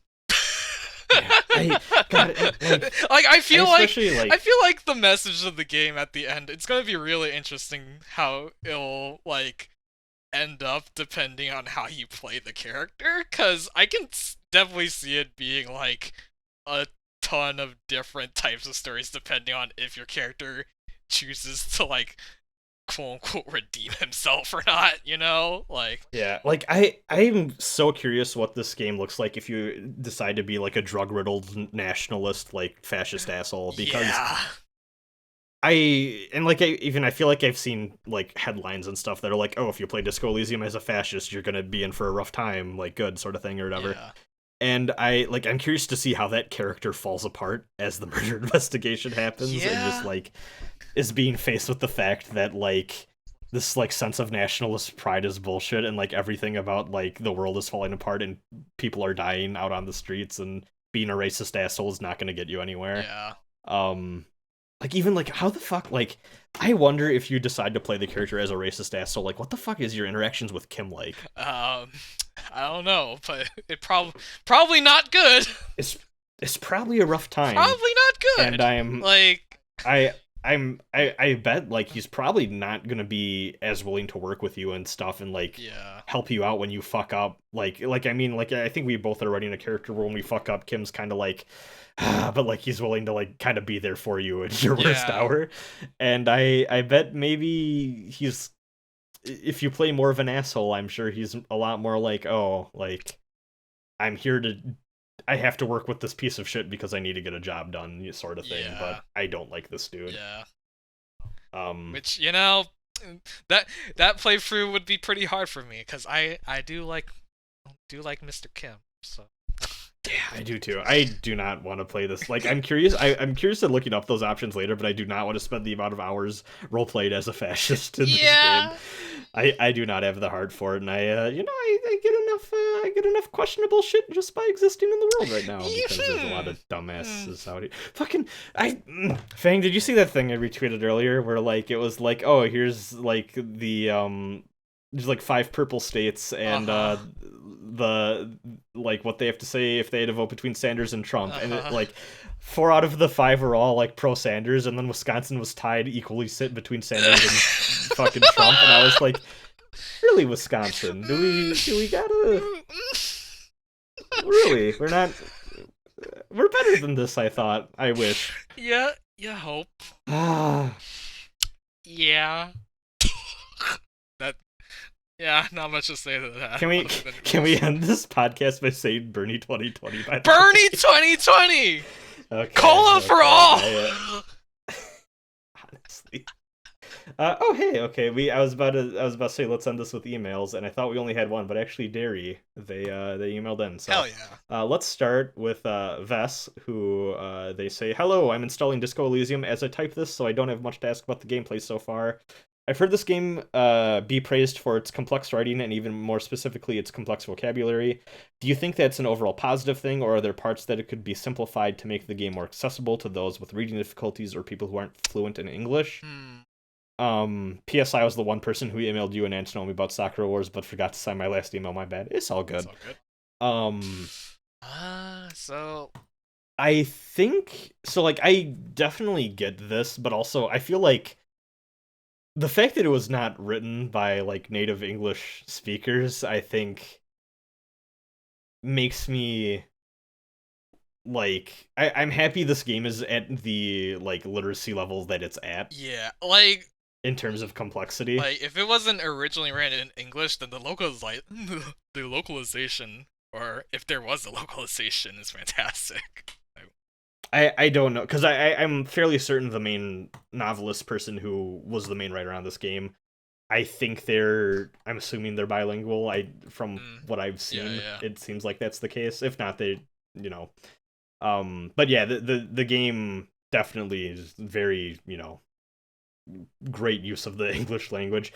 And I honestly, like, I think my thing is, I understand the appeal of being a little more broadly accessible and a little less literary for that, but at the same time, I feel like there are so few games at this level in particular that I wouldn't want to sacrifice that too. Yeah, I mean, that being said, as I mentioned earlier, like, this game has very great UX and how it actually presents text that, even if it gets, like, a little dense sometimes, the way that both how it's presented and I think the diction that it uses is also fairly, like, other than like the proper nouns, like, it's very like what is it, I don't know if down to earth is the way that I would put it, but like it's a very like it's put in layman's terms most of the time, I'd say. I'd say it's as accessible as it can be for where it's at and the ideas and what the prose wants to explore. I think it's at an appropriate scale. Yeah. I also like this goes back to kind of what I was saying about, like, I feel a lot of parallels with Pillars of Eternity. The parts where I found myself getting lost are trying to wrap my head around the world building, and I think that's just an inherent part of a lot of computer RPGs at this point, is like you're gonna get a lot of world building stuff thrown at you, and you're just gonna need to accept that it's gonna be gibberish for a while until you can really start to piece it together. Yeah. And that can take a few hours, and you're just gonna need to kind of roleplay as your character and be like, I don't know what the fuck is happening or what any of this means, but you'll slowly start to piece it together. Yeah. Which is good. Yeah, and and again, like I think this game is fairly good in easing someone like me, for example, who has never even really played a CRPG before, into like just getting into the experience. Like even if you don't quite understand exactly the context of everything that's going on, like it's still, you have clear goals of like, oh, gotta get the body down, you know. So I think like in terms of that, like again, very accessible, like clearly communicated. So I don't know. It's a good reading experience overall. So Yeah, and for my experience too, the most honestly the most difficult part of getting into any computer RPG from my experience is getting into their like combat systems, especially the ones that are real time with pause. yeah. So the Um fact that this game doesn't really have a separate system for that is yeah, it makes it a good one to start with. Like I'm gonna be real with you, I beat Pillars of Eternity, I loved it to death. I still don't think I really got the combat system by the time I beat that game. mhm. I barely made it through by the skin of my teeth on that final boss of that game Yeah. because I just feel like I have character classes and I know some of these guys are supposed to be in kind of a little bit of ways. Some of these people need to be located here so they can buff, and some people need to be like drawing aggro. But like beyond that, like I barely felt like I had a grasp of what the fuck I was supposed to be doing, strategy wise. Yeah. And like I just didn't have to worry about that with this game because it's all skill based, dialogue based, like very simple to understand stuff. Yeah. Absolutely. Whew. Yeah. Thanks, Vess. And then Derry writes in to say, messaging real quick on lunch break. I haven't gotten a lot of time in with Disco Elysium. Last thing I remember doing is that kid with the Irish accent daring the detective to shoot the rope hanging the dead body and then failing even though it's a motionless target. Owned. Anyway, yeah, it's a cool game. Fang, as a local game development luminary, what lessons do you think game devs can learn from Disco Elysium? Ooh, good question. So, first of all, again, there is a fantastic video on game UX that the developers gave on I think it's the GameSpot YouTube channel. I forget. You probably you'll probably link in like the description or something, right, Rosin? Or Yeah. yeah. Yeah. But this game has very very excellent user experience design, which is referenced from social media and Twitter specifically. So the way that the dialogue is displayed is presented in chunks, just like tweets. And so, um, basically, I think like if you watch that and see like the various parallels that you can take away from like Disco Elysium with other things like Twitter or like the desktop user experience, like there's a lot of like good features or ways of structuring things that I think you can really it's all about noticing when you use an app or a website or something. Just try to notice like little things that help make it either a good or bad experience using them and taking those into a different context. There's like I think this game really does do a good job of presenting text because of how it's presented in a way that again like most players who are in 2020, like they've seen Twitter, they've used a computer before, so it makes sense to wire the game in a way that is accustomed to that sort of player. Aside from that, I guess I'm trying to think what other things can you glean from Disco Elysium. Um, one thing that one thing to note about Disco Elysium, it's made in Unity. And the reason why I know that is because it actually uses a dialogue system that you can get off of the Unity Asset Store. It's a really great dialogue system. I've bought it for my own RPG. Um, that I don't know what to really say about that other than like, hey, Unity is pretty good. Actually, like But it shows up in front of the logo shows up in front of all the bad Steam games I get from 99 cents. yeah, like Saga Scarlet Grace. all the bad things made Unity because I know what an engine is. Yeah. Programming. Video games. Video games, yeah. But yeah, no, don't be afraid to take advantage of the Unity asset store if you're using Unity. If you're using Unreal, then I can't help you there. But like, there really is a great deal of resources out there that can just help you do what you want to do. Because what's it? Like, this game is obviously it's very art and dialogue driven, and that probably took up most of like the 5 years of development. So like, it probably helped a lot to just have like out of the box a full dialogue system that can accommodate like all of the text that's in the game and does a fairly good job at it. So, But haven't you seen the videos where they remake Sonic in Unreal Engine and it looks beautiful? Sega, hire that guy.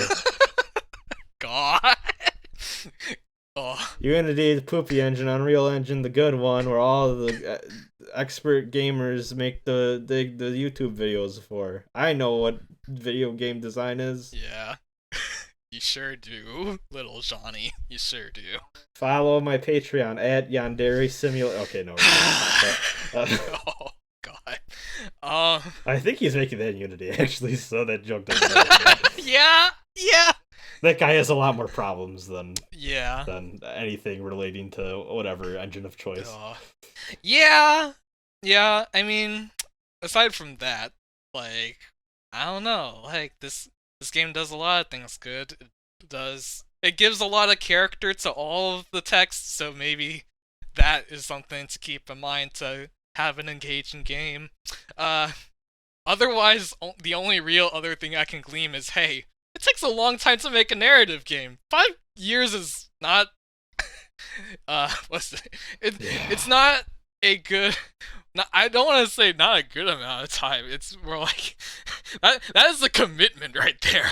So definitely if you're trying to make a narrative game, well, Kentucky Route Zero took like 10 years, it took right? 10 years. Yeah, I mean that one's episodic, to be fair, but I mean but still, like, these things like you would think like a game that doesn't have like a lot of like complex like combat systems and whatnot would be like easy to make, but in my experience and seeing like these games, like narrative games take a surprisingly long time to make, depending on the scope of the narrative. Like, there's just so many instances that you have to worry about that just doesn't come up if you were just doing like a pure combat system.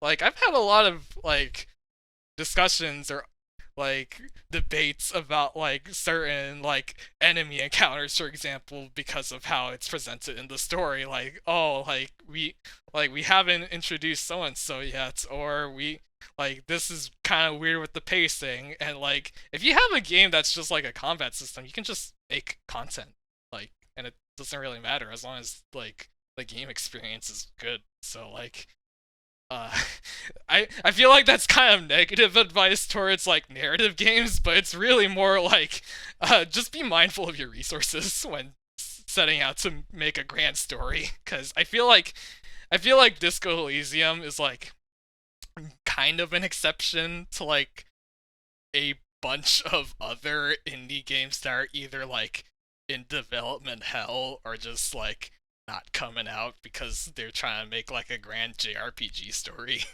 Like, it's you gotta scope. But I will say, one positive thing I will say about the scope of Disco Elysium is it is a good thing that this game doesn't have a combat system and just went all in on the dialogue. I think that part is well scoped, and the actual the actual size of the map too, just being like, it's not very large and expanse like an open world, but it's very packed and condensed. Also, it'd just be kind of dumb if like, it's like, oh, 5 rats crawled out of the sewerway and we have to fight them on this curb, and it's like that no, that doesn't work with this game. Get the fuck out of here with that. Okay, but you gotta admit though, like, if Kim Kitsuragi took out like a crowbar and started whacking some rats on the street, that'd be very dope. That'd be dope. Yeah. But yeah, no, like, have much else to say about that. Thanks for the question, Derry. Appreciate it. They got two more as part of their email. What were your favorite favored personality traits? I like conceptualization a lot because it lets you really go into the weird supernatural bullshit of this game has like, okay, I need to break this down. This game has a world religion that I think is called humanism, and it seems like the gimmick of humanism is that it's one of the core, like, it's kind of that opiate of the masses idea that like Marx talks about or whatever. It's like it's supposed to be non-offensive and dumb and uphold the status quo. So like I think its main slogan is like life after death, death after life. It's something really dumb and generic that. I thought you were gonna read off like a Fate quote when saying that. No.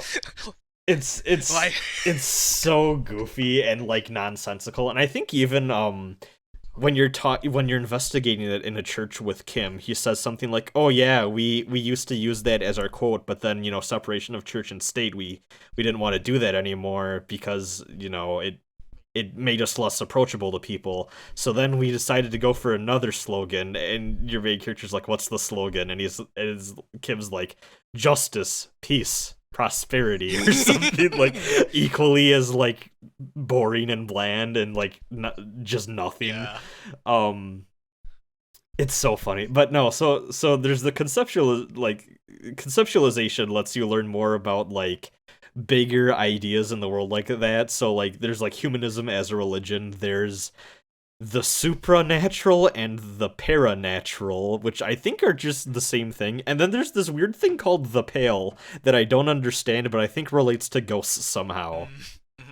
Did you talk to the Pale driver at all? I don't remember. Maybe? It's this old woman who seems to have a Dr. Manhattan-esque thing going on where she constantly seems to be living in the past, perception-wise, and I don't understand what the fuck is happening. Interesting. And Kim's like, let's not talk to her, so I don't fucking know. I've not encountered her, huh? Yeah, so I'm a big fan of conceptualization. There's a few others I like a lot. Yeah. I think anything involving like your character's motor skills are good. Yeah. I'm a big fan of Inland Empire, which is the David the David Lynch skill. Solely because of that, I was able to talk to the corpse and have like a long conversation. Yeah, I did that too. Like, Inland Empire is basically fucking like your fucking Cooper from Twin Peaks. Yeah. But also, I love because this game reframes it as like sometimes it's just actually your character hallucinating shit and it's not helpful at all.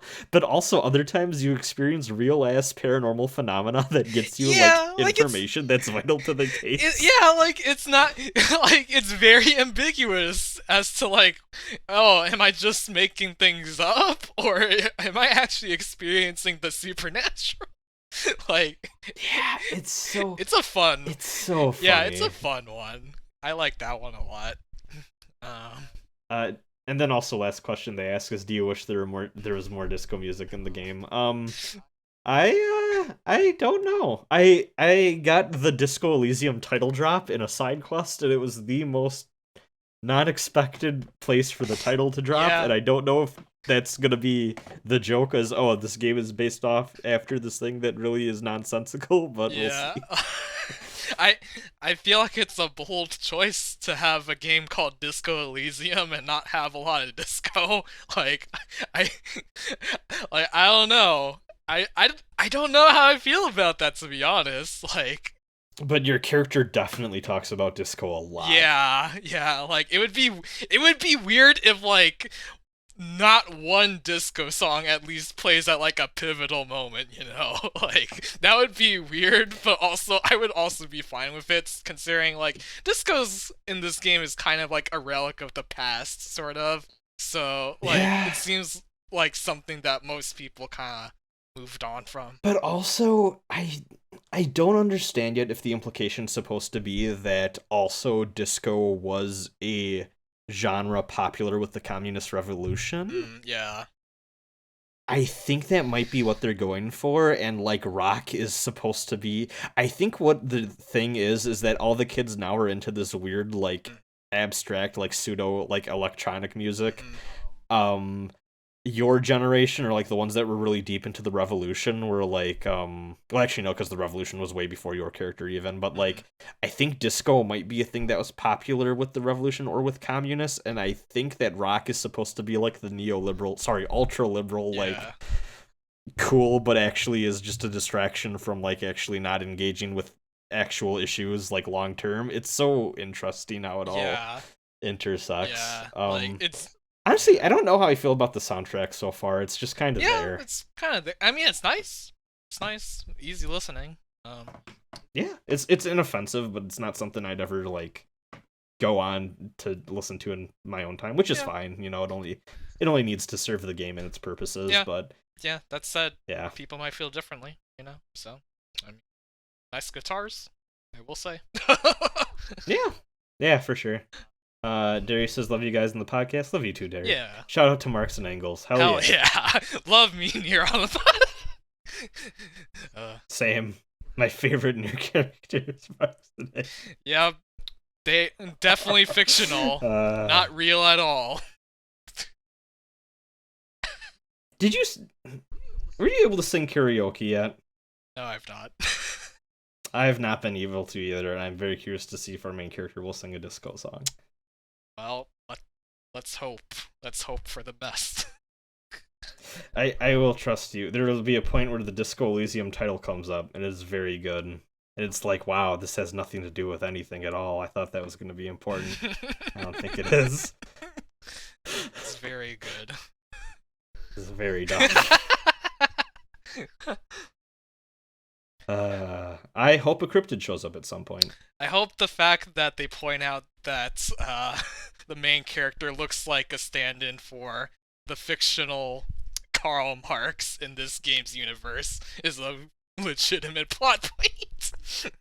Oh shit, maybe I shaved off my mutton chops. God damn it, maybe I shouldn't have done that. Oh, you can do that?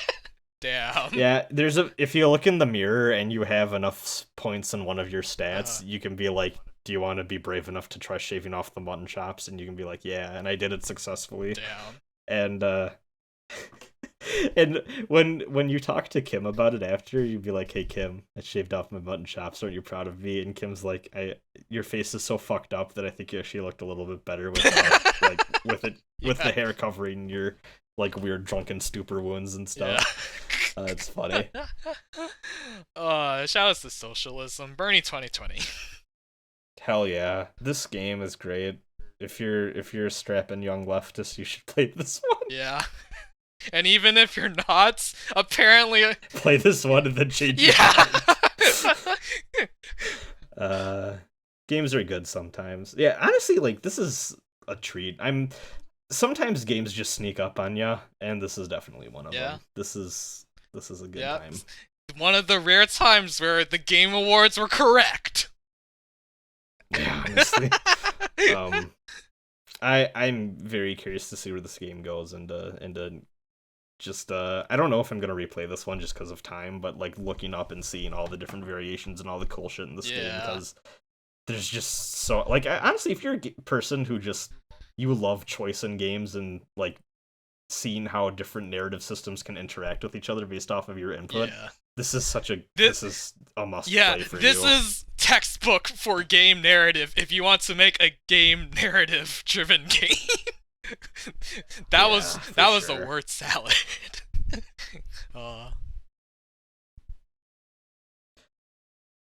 Well, yeah, I think we said all we need to say here, so see ya, and have a good one. Yeah, do the disco. Goodbye.